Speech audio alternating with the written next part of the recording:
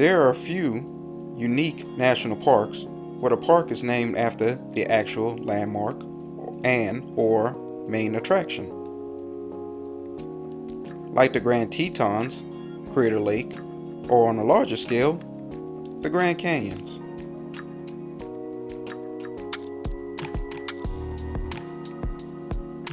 In the Pacific Northwest, Mount Rainier National Park is unique of the unique national parks because it is part of the magnificent Seattle cityscape. In this video, I'm going to talk about the history, the attractions, where to lodge, as well as an ideal time to visit Mount Rainier National Park. Don't move a muscle. Stay tuned.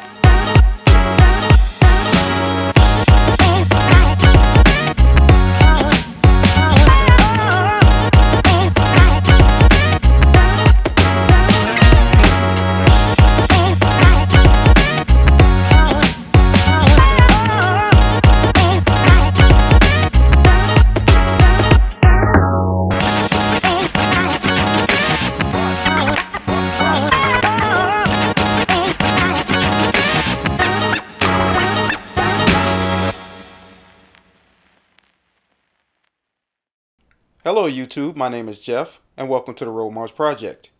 Here on this channel we discuss the benefits of visiting national parks, the beauty of nature and the outdoors, and all other fun recreational activities during your road trip. If you're new to this channel, I invite you to like this video, as well as subscribing to the channel to get the latest videos. In the Pacific Northwest, there are a few national parks, but the most prominent in my opinion is Mount Rainier. It is a colossal landmark that became a national park on March 2nd, 1899. Mount Rainier, which is also known as Tahoma, its original name, lies in the state of Washington. A 1 hour and 45-minute drive from Seattle, an hour and 6-minute drive from Tacoma, and a 2 hour and 20-minute drive from Portland, Oregon. That makes for an excellent day trip from each of those cities. Mount Rainier elevation is 14,411 feet and is part of the Cascade Mountain Range.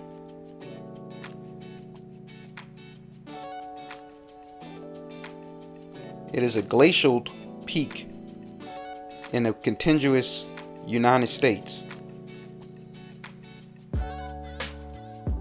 Oh, and by the way, Mount Rainier is an active volcano.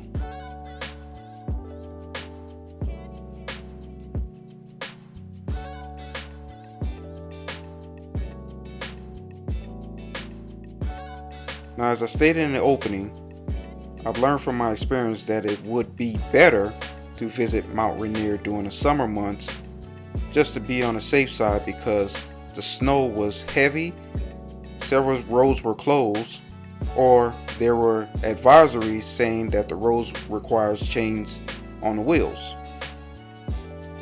You can get some of the beautiful, breathtaking photos of Mount Rainier National Park with its many lakes, rivers, ancient forests, and colorful flowers.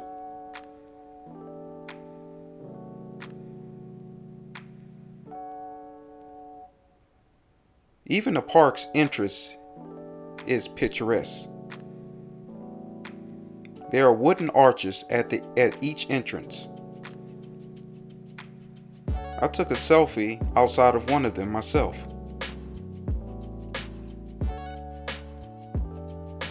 Now, as I stated in the opening, I've learned from my experience that it would be better to visit Mount Rainier during the summer months, just to be on the safe side, because the snow was heavy, several roads were closed, or there were advisories saying that the roads required chains on the wheels.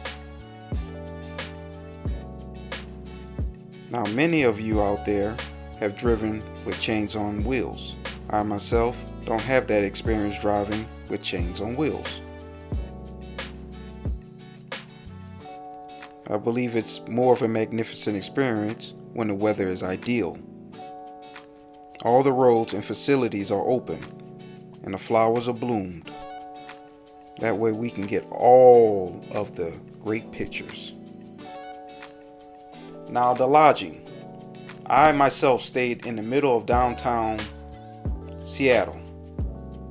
I don't recommend that if you're going just to visit Mount Rainier National Park. There are plenty of fees tacked on to the already expensive rooms. Next time I'll be staying in the cities outside of Seattle.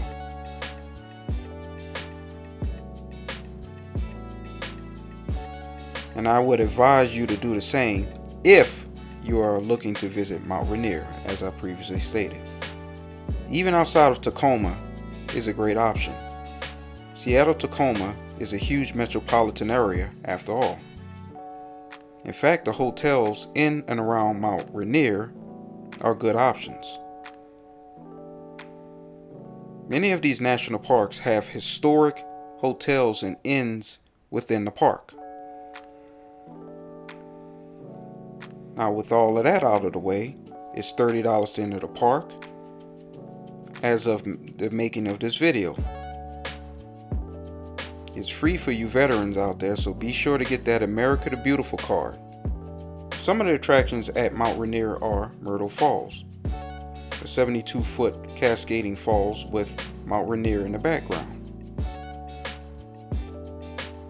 Reflection Lake, which gives you that breathtaking view of the peak of Mount Rainier, mirroring off the aptly named Reflection Lake.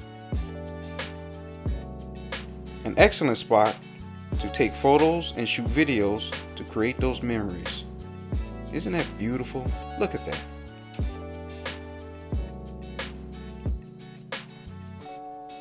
For you hikers and adventurers out there, Skyline Trail is a challenging as well as rewarding hike. And if you're a beginner, please be sure to take the proper hiking boots, bring plenty of water, and pack a lot of snacks along with other things. And more importantly, have someone accompany you on the hike. There are so many wildlife animals to name because of the habitat is so diverse, but here's some of them.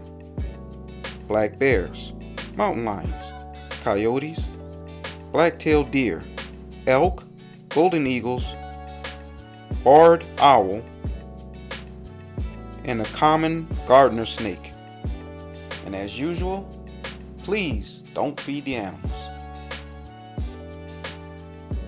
Evergreen conifers, deciduous trees, Douglas firs, Alaskan yellow cedar, and Pacific silver trees, as well as a variety of wildflowers, which give you those beautiful postcard photos. The air quality is good, not great, because after all, the park is downwind from urban Seattle-Tacoma area. But if you're standing on an outlook, you can see for hundreds of miles. I visited Mount Rainier back in 2016. It was very brief because many of the roads were closed because of the heavy snow. I was able to get a few pictures, created a few memories, but I left there feeling incomplete. Next time I'll be better prepared, and I'm planning to visit during the summer months. By the way, they are requiring us to get reservations, especially during the summer months.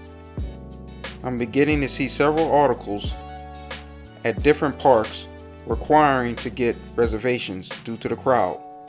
So if you want to get ahead of it, it behooves you to get these reservations to enter the park. Are you planning on visiting Mount Rainier? Have you ever visited Mount Rainier? Please comment below. I would like to hear your thoughts.